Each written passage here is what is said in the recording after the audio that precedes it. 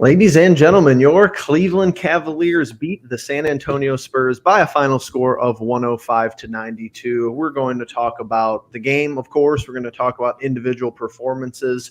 That being, he missed 4 games, and I forgot how great Darius Garland is. The kid is unbelievable. We got Karis LeVert seeing his first minutes as a Cleveland Cavalier and just an all-around team win. The theme of the year continues tonight. Justin, tip us off. Yeah, phenomenal game. Probably the best looking game that we played since Garland's gone out, in my opinion. Obviously, had some flashes there of what Garland brings to the table, obviously, because of his all-star greatness. And it was really nice to be able to see a all-star versus all-star and just kind of why one was a selected reserve and one was a replacement reserve. So definitely dissing DeJounte Murray, but I think Garland, after 4 games, came out and just, was right back on it. The switch is on and off for him. He can do it whenever. And then we got some nice performances back. I think, like I said, players individually, I think played a lot better than they have in the past couple games. Evan Mobley, one guy for sure. Isaac Okoro, another. And seeing some test lineups throughout the game, some that looked good, some that did not look very good, and all around interesting game, obviously. But great to pick up a win against San Antonio, who I think we just, as of right now, are clearly better than. Yeah, I was thinking that the whole game too. I was like, we're clearly better than this team, and it shows. Darius is just clearly better than everybody. He was clearly better than everyone out there tonight, which is it's becoming less and less rare, which is interesting for sure because, like I said, we miss him for 4 games, and he comes back. He doesn't miss a beat. He doesn't look rusty. I mean, the only thing, he probably had a couple of turnovers that he probably shouldn't have, but outside of that, I mean, the dude shot 12 of 15 and 3 of 3 from the 3-point line. So, I mean, a 27, 6 and 5 stat line, getting Mobley and Allen into the double-double stat line was a great thing to have back. And like I said, I think the team just looks a lot better with Garland, and it's like almost like a dumb thing to just try to say, but like the team overall just looks a lot better and plays a lot better and kind of just has their roles down pat when he's on the floor. Yeah, the role, the spacing, everything just looks better. We already have people in chat. We have our resident troll, Turner Mudrock, trade Mobley and LeVert, actually texted me mid-game and saying, he was a big fan of the LeVert move. So he liked what he was seeing tonight from Karis. We got B Scrolls. What's going on, B Scrolls? Good win, salute, fellas. Go Cavaliers. 34-21. Okay. It's crazy just reading, like looking at our record. It doesn't even seem real, 13 games above 500, and there's points in the game where I truly feel like we could be playing better basketball, but we're 13 games above 500. Well, what have our 2 records been for the past 2 seasons before this? Is there a chance to double that? Or like if you combine those 2 together, would we get what we could end up with as a win total this year? I mean, that's just absolutely nuts, but really a lot of moving pieces since, those past 2 years, and something that we definitely acknowledged on previous videos and such. So I think it's all very well noted up to this point. Yeah, I mean, it's just a whole 180. I don't think we're going to get over it all season long. It's just one of those things where nobody expected this, so it's unbelievable to see YouTube content. What is going on? Love the name, honestly. Yeah, right. Garland is getting better and better, and it's scary. Ashton, not lying. Like I said, it didn't miss a beat. He only missed 3 shots. How is he so efficient? I know, Justin, this is your big thing. Efficiency is key for this team. If we're inefficient, we're not very good. Well, I mean, it's not like he's just doing layups, like he's taking floaters. A lot of his floaters are really interesting because he gets them. I don't know, does Steph, does Steph get his floaters up that high to like bounce off the backboard? Some of them. It's really interesting because I feel like it's something that's been lost throughout the ages of like just, casually using the backboard for floaters. Like Mhm. it's really interesting, and he's got it down pat to the point now too. And his mid range game is also really enticing to watch too.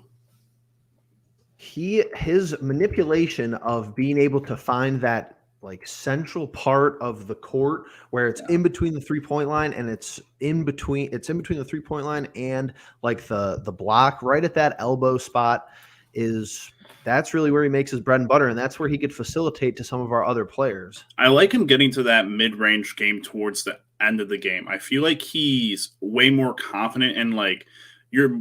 I would like to see like his what do they call those, like the shooting graphs or Right. The like the top chart. down with the dots. Right. I'd Yeah. like to see what his percentages are at the end of this season or even just like right now. I feel like that like the key, like the top of the key, or not the top of the key, but like that 18-foot range is like really, it's got to be green, if not the greenest part of his game outside of layups, probably. But yeah, I mean, it's phenomenal. Obviously, Garland is that guy, and it was great to get him back after 4 games. So I feel like there's definitely a lot more to talk about with other players because obviously Jared Allen has been pretty consistent since he got snubbed the first time around in the All-Star game voting. And then, I think Evan Mobley has been someone that I don't think I voiced it enough, but he's seemed like he struggled those 4 games that Garland wasn't there except for the Houston game. But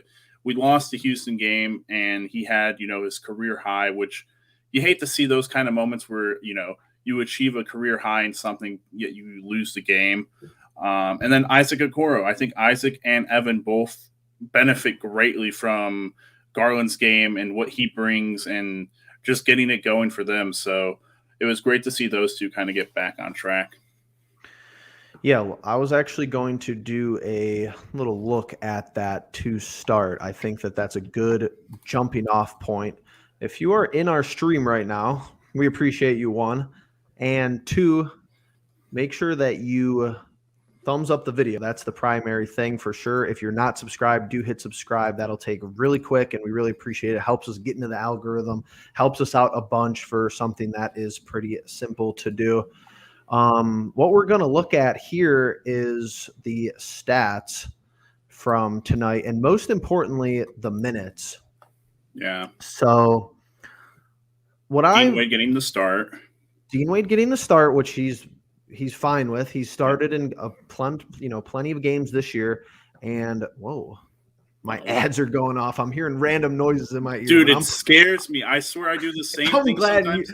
I'm glad you couldn't hear it. We're doing a Cavs and Capsule, and yes, I have ESPN stats pulled up. I had the ESPN stats pulled up for Karras, and I like at one point I think in the like video everyone like what the fuck, like it just caught me off guard. But yeah, those are annoying. But LeVert, I was curious about the LeVert and Okoro minute distribution, and they're pretty much the same, which is interesting. Dean Wade only was 16 minutes, kind of just a spot start guy. I think we already saw who's getting out of this lineup. Goodwin's minutes are dialed back. It sucks for Lamar Stevens because he's playing good basketball, but his minutes are going to be dialed back. And Rondo with 22 big minutes. Is there anything that stands out to you here? Nobody over 35 is what stands out to me. We're starting to get to that area that I was talking about earlier in the season where you have multiple guys above the 15, not multiple guys, but 8 to 10 and 10. 9 tonight. 9 tonight. 10 is like you're like, wow, you have a full rotation that could come in at some point and relieve the starters or, just up and down have 5 people that can come in and give your 5 starters a breather. But that's always been something that I've tried to talk about and tried to give props to other teams for doing because, it's interesting because, Jeff, I think we just got done doing the talking about your stat that you made up. And I wonder, does that impact that stat in the terms of, I would like for our guys to play less minutes and still be able to get wins. But would that impact your stats in the negative way? Can you talk about that a little bit? I think for that is the issue that I'm seeing with that stat that I've fabricated out of complete nonsense for the most part, but it's interesting. Yeah, no, it's absolutely interesting. We had Is people that interacting with it today. I don't think Levert, which I could be wrong, but I don't think Levert is going to get to like a top 9 minutes played on this team. He might crack like the 8th or 9th spot, but it's like he's going to be a part of the rotation. So, Rubio in my graph is in the top 9 spot. So I'm going to have to like dial it back to maybe the most 9 minutes after the All-Star break or something. I could recalculate it for every team.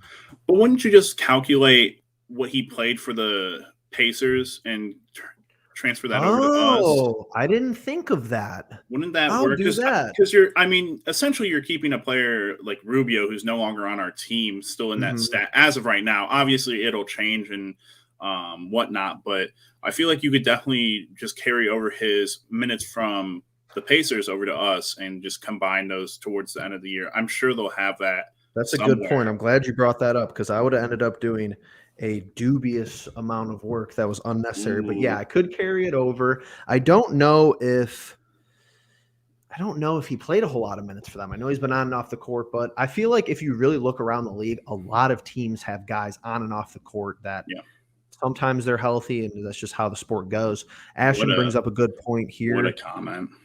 Lowry, I mean, the minutes JB is, regardless of, and biased, of course, but regardless of where this Cavs team finishes and how the postseason goes, JB's going to be coach of the year. I just it hasn't even been easy. It's not like he's this coach of the year where he has LeBron or he has like this big three that was basically gifted to him. It's like he's molding a rookie in Mobley. He has to figure out how to play Darius, Okoro, now Levert, along with players like Rondo, Jetty, making sure Kevin Love is still in the rotation, and just all the different injuries, Rubio going down, Sexton going down, COVID coming through the organization, which I guess every coach had to deal with to some extent. But his maneuvering has just been first class. Forgot about Lowry. It's messed up, man. It's like you win these games, and it's like I completely forgot he was on the roster, to be honest. Like, it's crazy, but like when he comes back, are we just going to see what happened with Dean Wade before, where he starts and then whoever he's replacing for that stint of time, he just goes away almost entirely. Like, he gets less than 10 minutes the next game, which like we'll see how it goes. But like if he ended up in that group of Windler and even Lamar Stevens, like Lamar Stevens only got 2 minutes this game. Like it's incredible to watch when because it really is interesting when JB picks his time to let guys go off and let guys get extended minutes. Because you see Lamar Stevens doesn't play more than 2 minutes this game, but you go back to the game the other night and he plays above 15 minutes. So like what changes? Obviously injuries and all that, but still, like it's not like Lamar is replacing Garland at the one.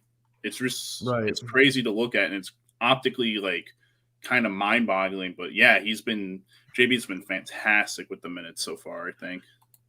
B Skrills, it's so fun watching scoreboards, man. I can't remember the last time I've watched NBA scoreboards like this. I'm watching other teams play. Like I sat down and watched the entirety of Bucks Lakers last night. It was a total waste of time because the Lakers are just abysmal. They're so bad. It's honestly funny watching like teams play bad basketball because you kind of like forget how it goes really quickly. You're kind of prisoners of the moment, but like Milwaukee was just walking all over them.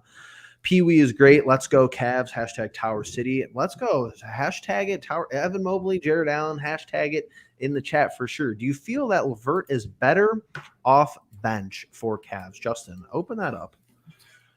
It's one game, but I'll tell you what.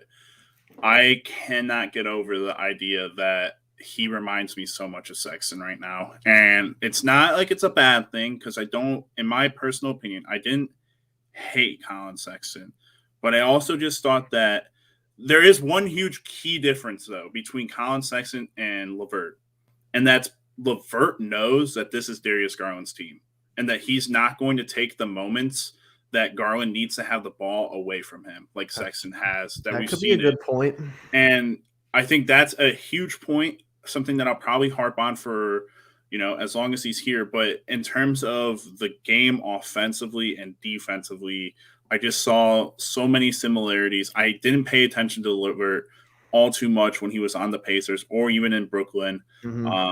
But I did. I didn't think he played bad tonight. I didn't think he played bad. Obviously, it's tough to come to a new team, play right away, and get situated into lineups and trying different things out. But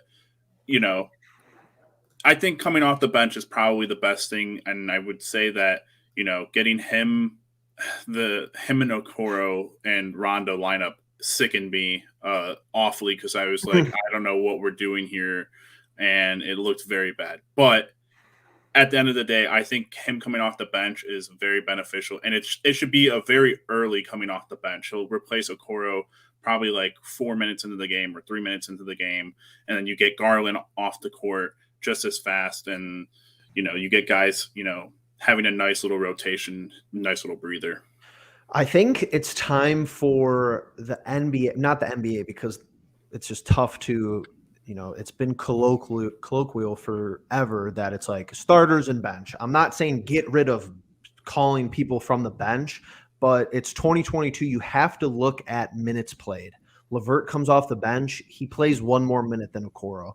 So I think that this is what a lot of people have gripes with when it comes to, let's take an example of the sixth man of the year race.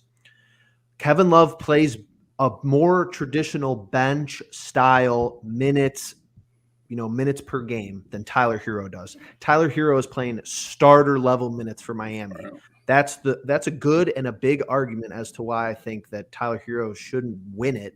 And I've seen people like, that's not an original idea. I've seen people on my Twitter timeline saying that explicitly, like Hero's in like 2 or 3 minutes. Love is playing 24 to 27 minutes a night, and that's going to be the tippity top of the iceberg for him, unless we're in crazy deep water or something. Or he's just super hot, Like sometimes he has those games where he's just super hot, and he's just feeling it, and JB will ride him.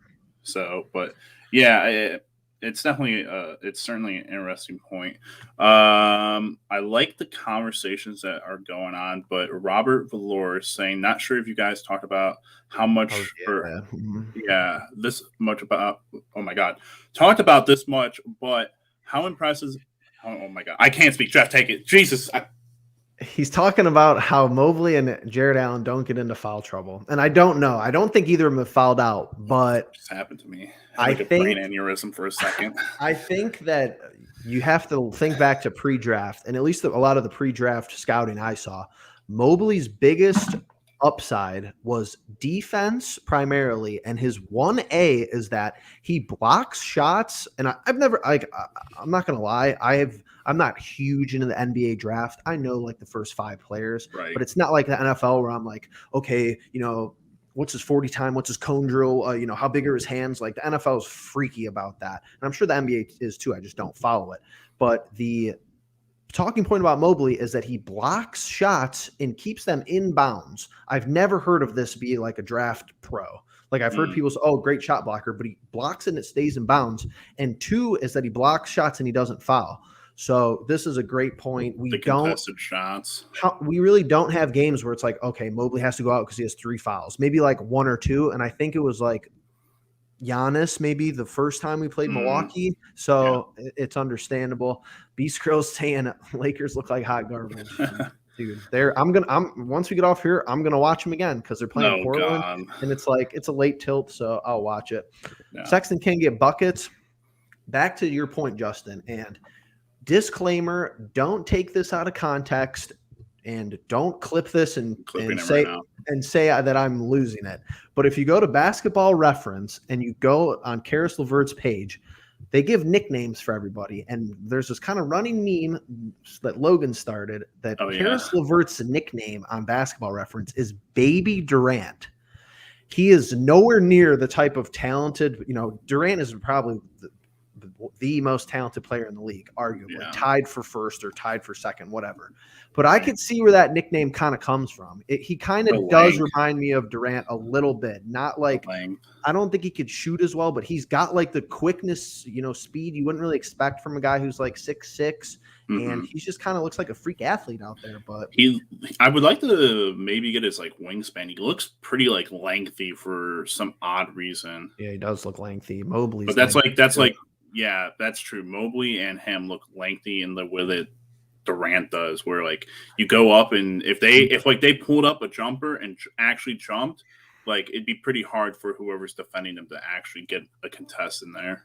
Yes, excellent point on LeVert knowing the alpha is. That's kind of just what you have to do. Like, I appreciate LeVert's aggressiveness, but you have to be able to let Darius kind of work and facilitate the offense because he's not always just going to try to score first. That's kind of why the Lakers are trash because, like, does Russell Westbrook know that he's not the alpha? He hasn't known that since he's left Oklahoma City, unfortunately. But that's what scares me with a lot of, like, different teams, like the Embiid and Ben Simmons, like, drama that they had when they were playing. Like, are they better without him? You never know. Right.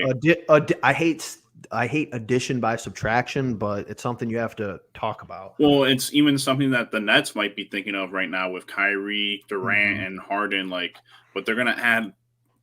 We don't know who they might add, depending on trade values, or trade targets. But the trades I've been seeing for that particular situation, they're bonkers. But it's just like that's the kind of thing where, like, I don't think Garland goes out of his way to be like the alpha, but I think people on this team recognize. You have to recognize real. Yeah. Yeah. Like he's got it. He's got game. And that's like, if you're going to those closing minutes, he's either going to give you that bucket or he's going to find a way to get someone else open and get them the ball.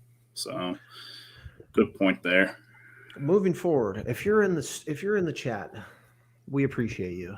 I'm going to reiterate, hit the thumbs up button. Number 2, the fun part. That's the boring part. This is the fun part. If you want to be a part of the stream more than just the chat, if you want to call in live, we have the StreamYard link as the first link in the description. Click on that. It'll take you through a process, prompt you. You could put your name. You could come in with your camera on. You could come in with your camera off. You could give your 2 cents. I know Justin might have to dip out of here at some point, so I'm going to need to keep the conversation going. We're hoping that Logan can get involved, hopefully, at some point tonight, but we understand that he is a busy bee. So just to point that out. Back to the screen share, though. I'm going from screen share to screen share because it's just so fun. Let's talk about the top performers tonight. Because I watched the whole game, and I'm on my phone, some time of the game. I can't say I see every single play, but it's like, how many games this year where it's like Mobley has 18, and it's a quiet 18. Like, I see him score, but I just don't believe he has that. Like, I didn't see him score 18 points. Yeah, there was a moment though at the end of that third quarter where, I think he had 2 possessions, and it was definitely one of the final possessions that he just held the ball at the top of the 3-point line. He was looking around. Yeah, but he definitely had an open shot. I think he's more of a step into the 3-point shooter kind of guy, where he's a catch and. It's weird to say that a 7-footer is a catch and shooter, but I don't know. I would have liked him to dribble the ball or make an aggressive move to the basket or just step into an 18-footer. But, yeah, I mean, he played well. There were a couple times where he went and got some nice offensive rebounds and put them back up. I believe it was in the fourth quarter that he had that nice putback. No, was it a putback? No, I think it was just like a rebound, and he jammed it. Up with it, yeah. Yeah, but, yeah, I mean, Garland's 27 was definitely efficient. It was just it was like the first 3, I was like, yeah, it's good to have him back. And then the second 3 where he's caught the ball and he's fading away to the left, I was like, he's probably going to miss this. And it goes in, it just gives me such good vibes to be like, how is this kid in 3 years transitioned into such a great player? I mean, I guess we've seen it before. We've definitely seen it, but there are just times where guys like Donovan Mitchell and John Morant come out and they're really good their first seasons, and then they slightly improve, but they never really make a huge jump. I think Donovan Mitchell maybe had a little bit of a jump in year 3, but and to be fair, Ja is only in his second season and is already an all-star. But I just don't think that his game has completely taken a turn like Garland's has. Well, I was talking to Bennett yesterday, and he's playing D3 college basketball right now, and it sounds corny, but he was telling me and it made sense. It resonated with me that you can tell if someone is the difference between a good and an elite shooter, and I think that this is really predicated off of the movement that Steph Curry has created in the league. And this sounds like corny and kind of duh, but Garland is nothing but net. I never see it rattle the rims. He uses the backboard very well, but his shot is so pure, it literally falls over the top rung, and it's really it's a crazy shot. I mean, he gets to his spots and does whatever he wants, which is really good. Yeah. This is a good point, and I'm seeing it in my we might have some Wi-Fi issue. It might be unstable, but yeah, slightly unstable. Let's hope it figures it out. Yeah, you're fine for right now. Talk about this in the way the NBA landscape is changing. How do you evaluate this comment? I mean, it's just, when did it start to go downhill?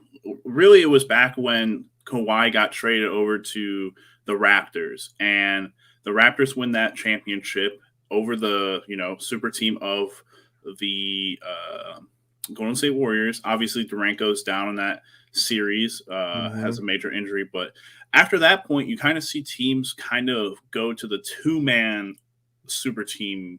And I don't think you can really call those super teams, but they're less, three is like the quantitation for being a super team. So obviously the Cavs, when they traded for Kevin and had Kyrie and LeBron, D Wade, Chris Bosh, Tim Duncan, Tony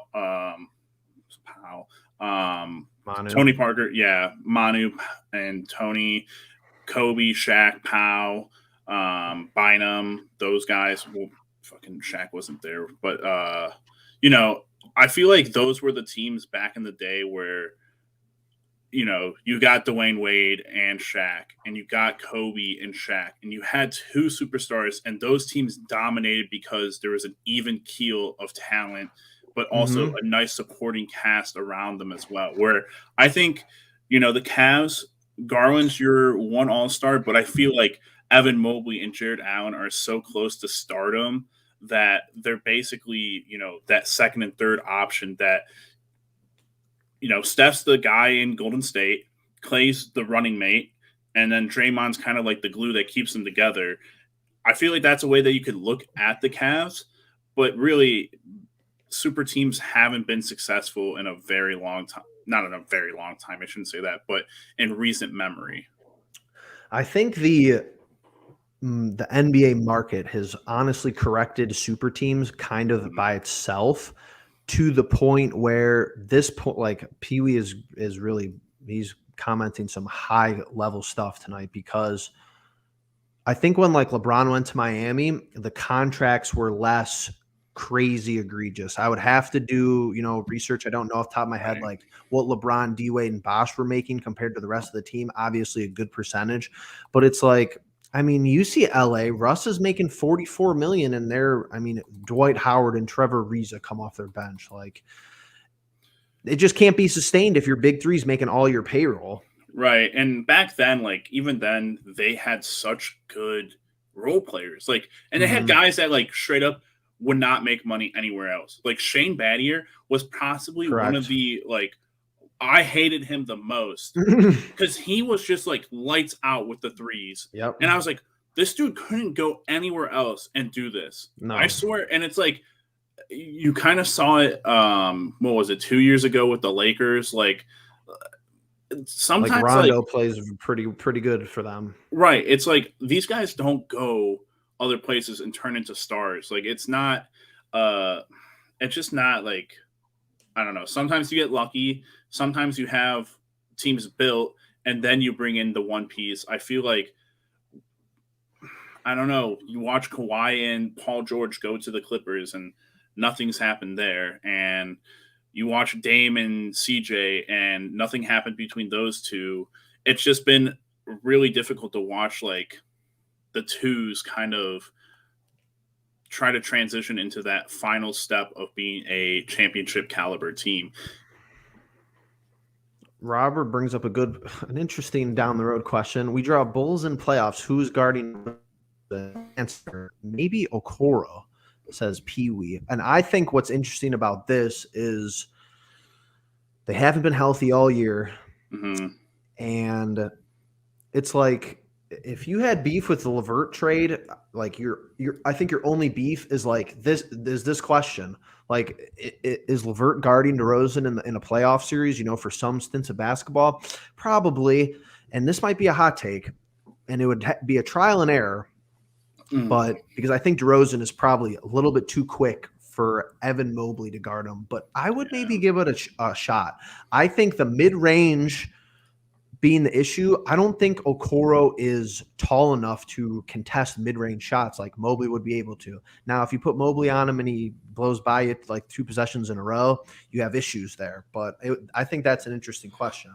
Yeah, it's definitely tough because I think once you get into the playoffs and you're past the play-in games, you start to draw teams that have at least one guy that will get them, the buckets that you expect out of them, no matter what. I think it's just like a matter of time. Even Murray, who is just a borderline all-star this year, he makes it off of, injury considerations, and, he's still able to get some of his own buckets. He doesn't put up a whole lot of, good shots and everything, but he still gets a good amount. A guy like DeRozan, who's been in the league, has been through the trials of the playoffs, through going through the Cavs, and going to the Spurs and learning under Greg Popovich.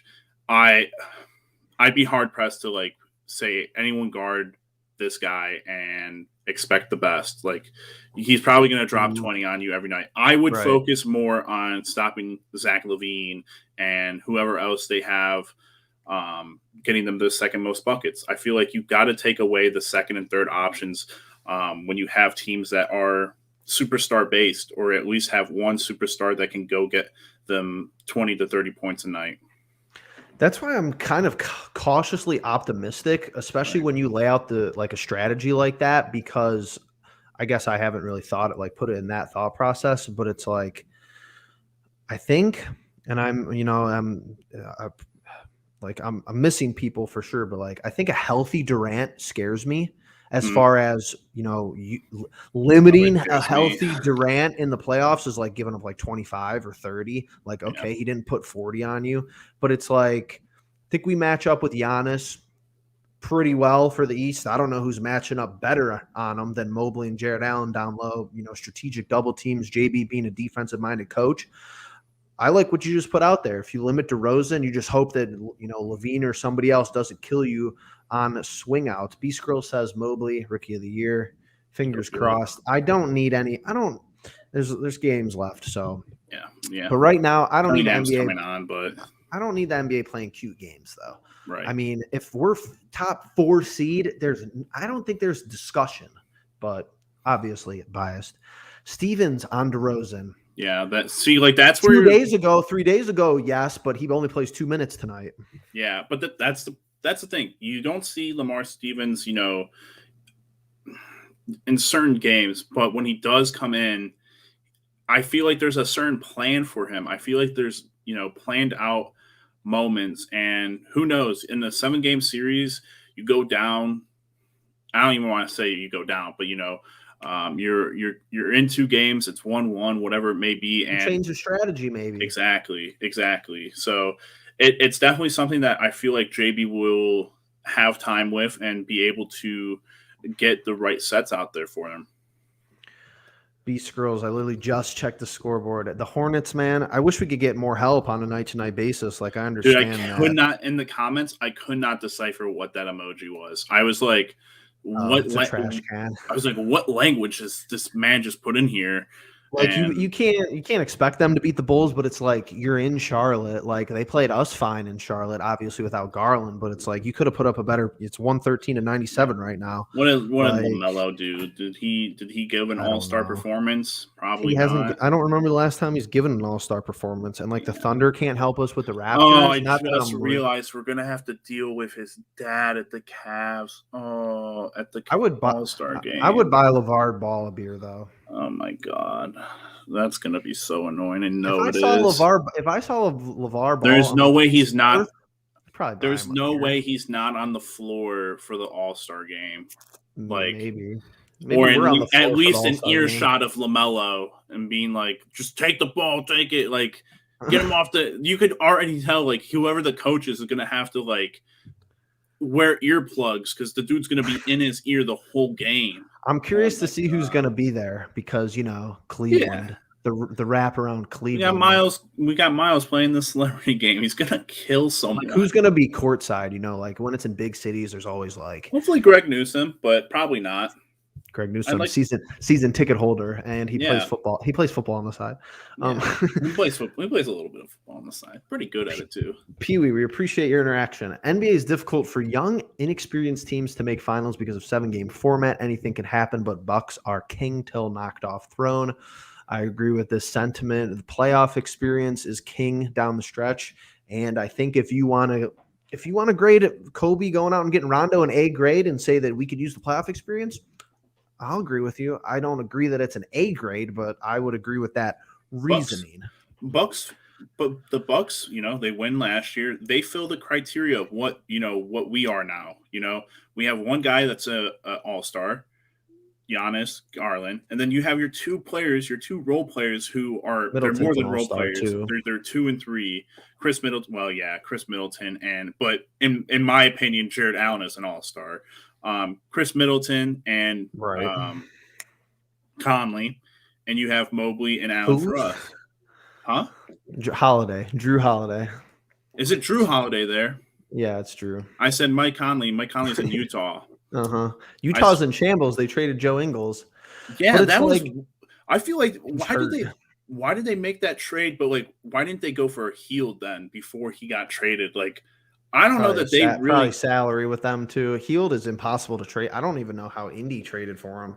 Yeah, but my bad. I meant Swift. No, you're good. But it's like green teams, whatever. It's even to the point of that where like Grayson Allen plays like competent basketball for them. They have the 1 through 9 depth in comparison to just having a big 3. Like I'm sure Middleton's making a bag, but I mean Bobby Portis is playing like great basketball for them. Yeah.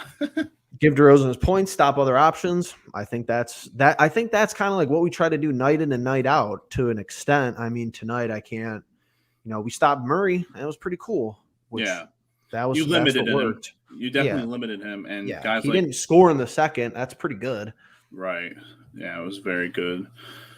Healthy Heat going to be trouble in 7 games. I think everybody in the East is going to be trouble in 7 games, like 1 through 8. If you make the play-in, I think you have a weird chance to where the Eastern Conference is that competitive that every team has a chance to win a series.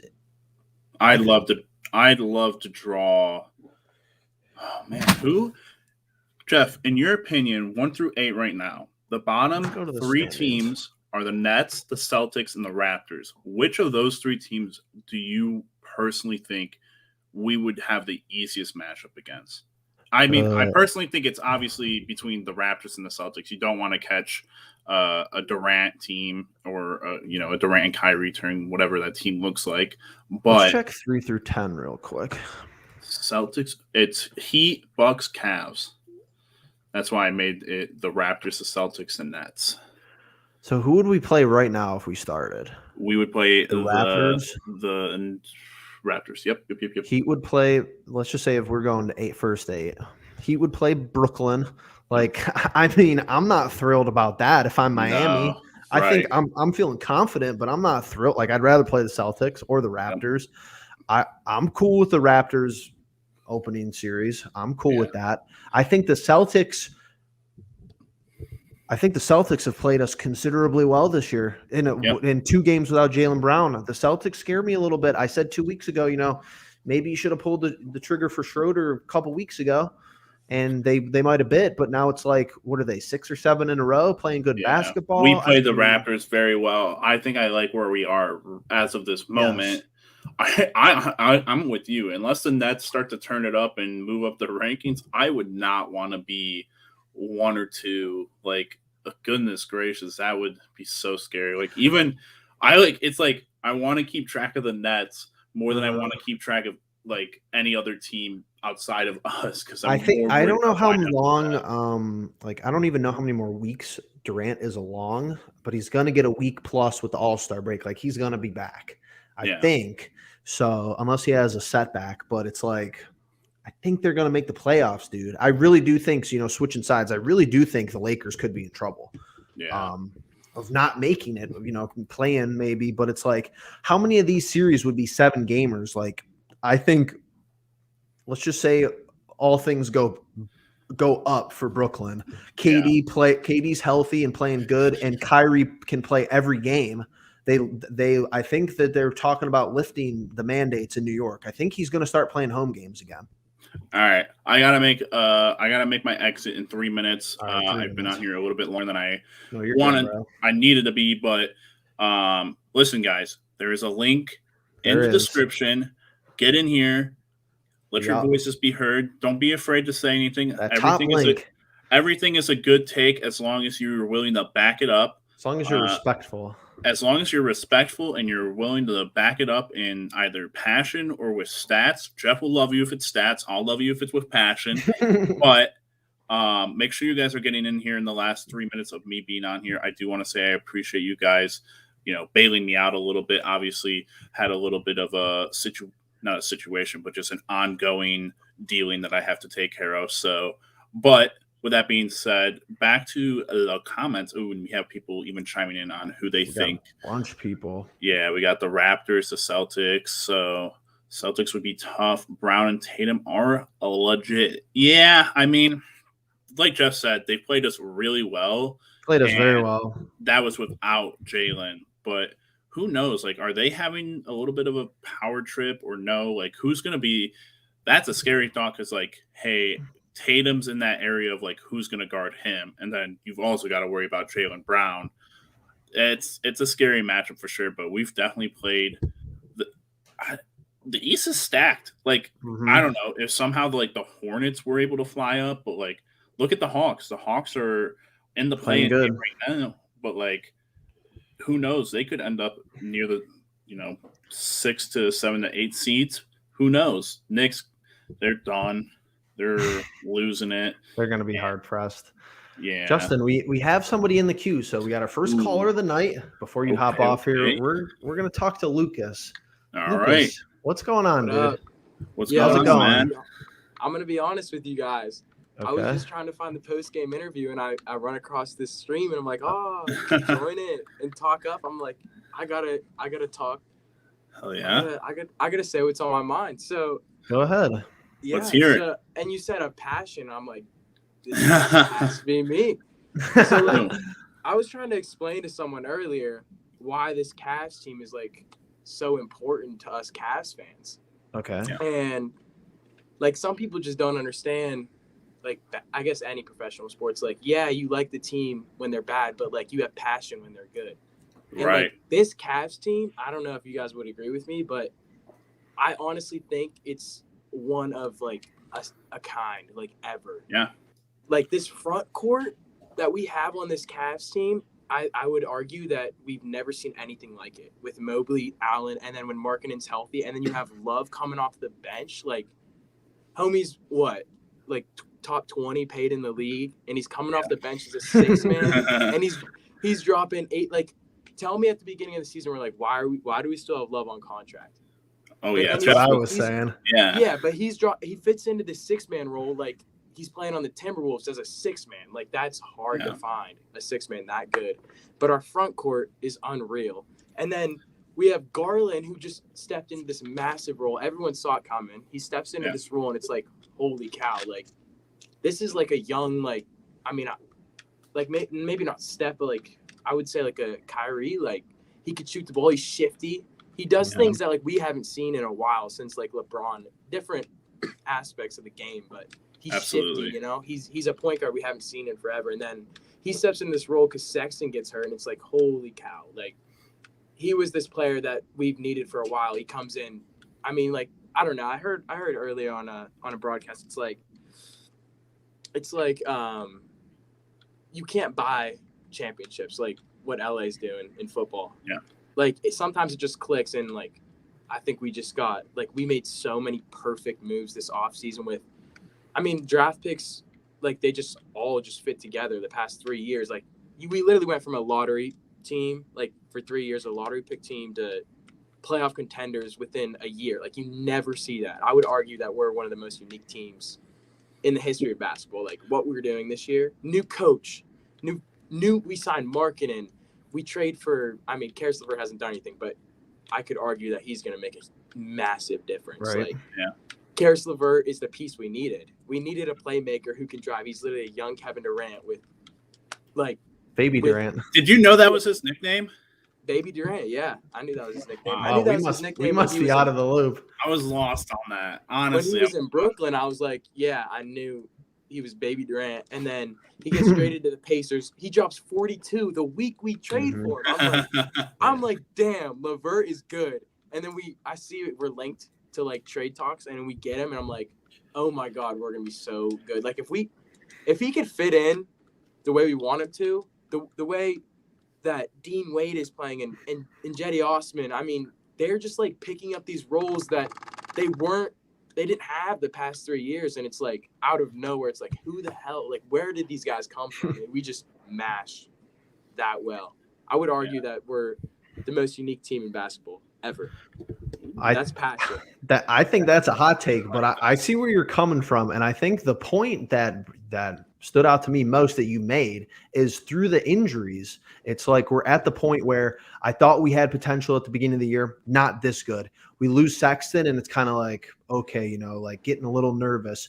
Then we play a considerable amount of games without him, and the expectations kind of remain on that same level. Yeah. We lose Rubio, and a lot of people were saying, at the top, we were going to be in the Eastern Conference Finals at best with Rubio. Mm-hmm. And then it's like Rubio goes down, terrible injury, and our expectations have still stayed at the top. Add LeVert. I do agree with all the offseason moves, It's almost like, how has it happened like this? Lowry worked, Ricky worked, Mobley fits in good with J.A. It's like, I agree with a lot of what you're saying. I think the part of what Lucas said to me was like the front court is so interesting, not even just like for the Cavs and Cavs history, but just in the NBA recently. Like, name me another front court with 2 7-foot guys or 2 big guys that you're like, all right, these are number 1, number 2, number 3 on the team. Like in past years, the only teams I can think of that tried it and like there was some success was Anthony Davis and DeMarcus Cousins, their first stint in New Orleans. And then obviously Lob City when it was Chris Paul, DeAndre Jordan, and Blake Griffin. Like that's probably the closest you could get with Blake Griffin, DeAndre Jordan. I agree with that Clippers take. Yeah. I mean, and bad in the chat is saying Atlanta last year. Kind of agree. Really? Yeah, I would say Atlanta did it last year, but are they as talented as our 4 and 5 and our 1 and like in our 1? Honestly, like that's the question for sure. Mobley is a star in the galaxy. I mean, he's perfect. Like, I mean, he's a young Kevin Durant. He's carrying. I mean, he dribbles a freaking ball up the court. If he's just got a little bit more confidence in that 3-point shot and that like taking a dribble and shot today. Did you watch the game? Obviously. Yeah, we watched the game. We talked about it earlier. There was a point in the third quarter. He needs to work on his free throws and his jumper. But I think what's interesting about Mobley, and I'm glad you brought that up, because I think Mobley, like, think about my player. I think Mobley actually has 2 different routes. Like, he could put on 30, 40 pounds, be Giannis, or he could stay like this and just improve his shot and be Durant. Which is, I don't like, that's like very rare to see where you could like compare a guy, obviously his comp is like Kevin Garnett. Like, I'm not trying to go crazy, but it's like, he's going to play better defense than Kevin Durant probably ever will. And I don't know how much of an effect this has on his defense, but he also has Jared Allen, who is another rim protector. You have Kevin Love, who takes practically a charge a game. You have Okoro, who is one of the best perimeter defenders in the league in his second year. Yeah. And Yep. I mean, our defense is it's not just Mobley, but you have guys around All him good who play defenders. just as good defense as him. It's like our defense is our personality. And then you add playmakers. Like, do you see how we run the court? It's like our fast break. It's almost 35-year-old Rondo's running the court. Yeah, he is. But hey, with Karis LeVert now, I think that Rondo's minutes are going to go down a little bit. But yeah, he'll still be that veteran talent on that team. Absolutely. I mean, absolutely. he's solid. He does run the court, yeah.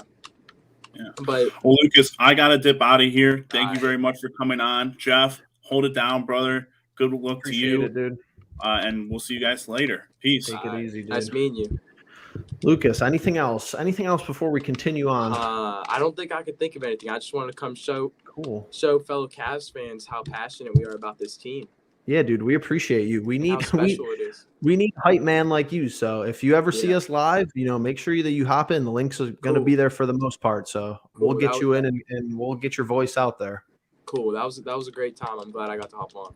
Yes, bro. Totally agree. Appreciate you, Lucas. Have a good one out there. Make sure you let them know, dude. All right, bet. Have a good one. You too. Man, Lucas, we got it. The chat is crazy. The chat is balling out. I feel bad because we had people on and then I kind of missed the chat a little bit, which is fine. I know I saw people interacting, which was good. I'm seeing Cavs Bucks Eastern Conference Championship. Hoo-wee. Talk about a 7-game series. I like our chances there. I like our chances better than some other teams, truthfully. I'm seeing some Rondo with the Celtics. Rondo early on, I'm assuming the last time you saw a team go from the bottom to the top. Rondo, when he first came onto the league, and then, of course, bad with the Atlanta comment, makes a lot of sense. P.M3. We have so many weapons that it's going to force everyone to be more efficient. Excited to see the Cavs take up another level. Hashtag let them know. Make sure you let them know. And I think this was the big talking point when it came to acquiring Karis LeVert in the trade, because a lot of people were looking at his numbers. You go over to his basketball reference, you sift around a little bit. He's not the 40% 3-point shooter that a lot of people wanted. But he is that guy who with open looks can generate getting buckets. He could create his own looks. And they talked about it in the press conference the other day. If you guys do not explicitly look for and follow the press conferences that happen, pregame, postgame, just after practice and stuff like that, I would highly encourage you to do that. Because you hear some tidbits from JB, from the players that you wouldn't get. The Bally broadcast actually does a pretty good job. I know a lot of people don't have cable. They get it through like Reddit and stuff like that. But the Bally broadcast will tell you a certain amount of the story, but going and hearing it right from the players and the coaches really does, change your whole thinking about the team. At least it has for me. But JB was saying that LeVert is going to be that guy who could bail us out at the 11th hour when there's 1 or 2 seconds on the shot clock. Usually that's Garland's job and only Garland's job. And we already saw it tonight. I believe there was at least one play where LeVert, he took a shot with like 1 second left and it went in. So, and Justin logged off, but I guaranteed it. If you haven't watched our last episode of Cavs Encapsulated, episode 16, dropped on Tuesday, first, go check that out. And second, I said a personalized guarantee, stamp of approval that we're going to see a LeVert to Allen lob in the first game they play. Check it off the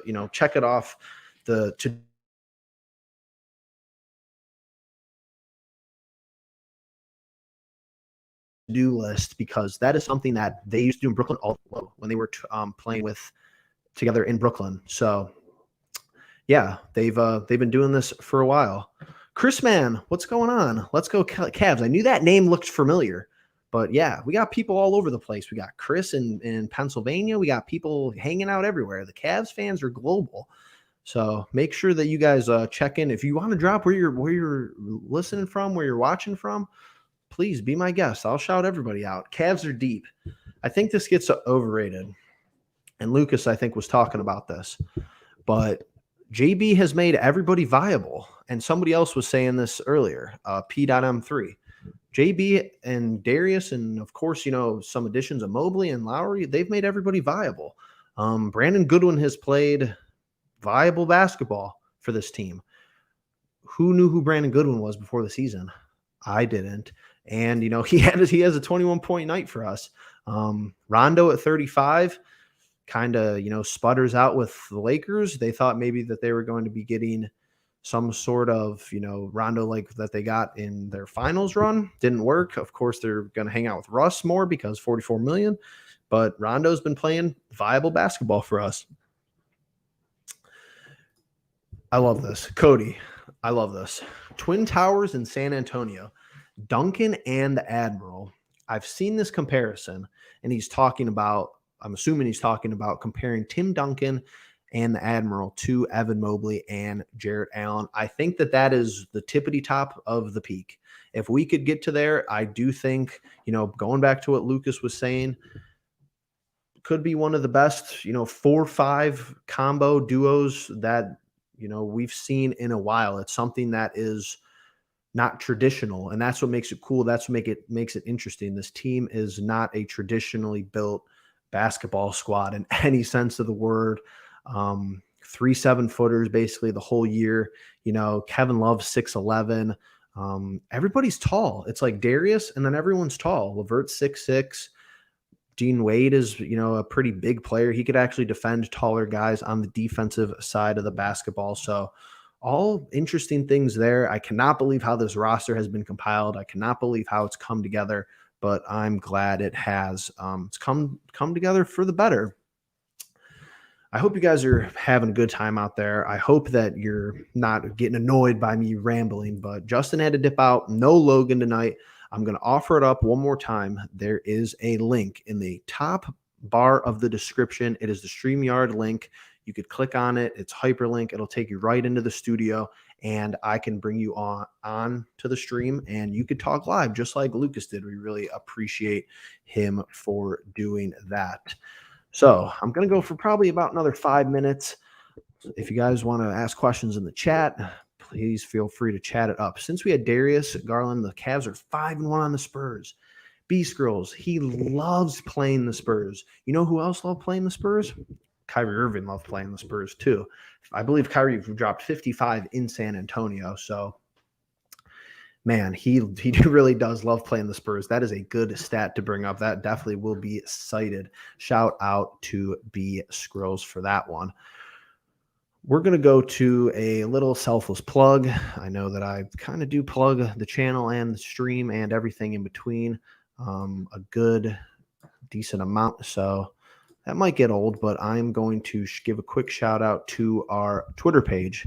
If you have a Twitter, go over at Pulse Cleveland and make sure you subscribe to our newsletter. Totally free. We have 11 subscribers. You'll get weekly emails from us, 2 to 3 times a week talking about Cleveland sports. If you love the Browns, if you love the Cleveland Guardians, we're going to be talking about that as well. Obviously, we're live over there as well. And I posted a thread earlier. I posted some cool clips. And I posted a thread talking about a new advanced metric, ROG, running out of gas. If you guys want to check that out, give me some feedback if that makes sense to you. It's kind of something I just made up, created out of thin air. It has to do with the standing in the Eastern Conference, the amount of minutes played per the first 9 players in the rotation. And, of course, playoff experience is the last metric. But I have a thread explaining it. Go check it out if you're in the Twitter realm, Twitter universe. Ashton, I'm late, but a big 2-man duo won the championship last year in Giannis and Lopez. So it's quick I forget about these things because Lopez hasn't played a whole lot of basketball this year. Obviously, Bobby Portis, like I've talked about, is playing good at basketball for them as a fill-in. He's really kind of blossomed in his advanced role over there. But this is a great point. Literally, the last team to win it all had 2, dynamic big men. I think I forget that this is the case because Giannis is kind of like a unicorn. There's really nobody like him. It's kind of unfair to an extent. He's even hitting 2-pointers and 3-pointers this season. So he is so scary, but I mean, he could start at the top of the key and dribble drive all the way into you. Of course, Brook Lopez has that outer perimeter shooting ability that we do kind of hope a player like Evan Mobley does develop down the road. But what a great point. Ashton always coming in, always speaking truth and just throwing fire in the chat. Well, guys, we try to go for about an hour. Winding down here, it's kind of tough to stay involved with only solo dolo. I could do it, but that's why, we started the Cleveland Pulse as two fans of Cleveland sports, Justin and I. We knew Logan had a shared love for the city of Cleveland as far as the Cavaliers go, so we brought him on board. He can't be here tonight, which is perfectly okay. We're busy. We're busy people, but we're trying to get live streams in post games before the All-Star break, because truthfully, we only have a couple games left. 3 on the road, I believe, and ending on the road on a second night of a back-to-back in Philadelphia. That game is going to be a must-watch. But yeah, next time the Cavs play, I believe, is Friday. We're at Indy, and then we are at the Philadelphia 76ers on Saturday. So that's going to be all for me. That's all from the Cleveland Pulse. Like I said, hit that like button, thumbs it up, and make sure that you hit subscribe, turn on our notifications so you never miss an upload, never miss a video. It's been Jeff, and before I see you the next time, make sure you let them know.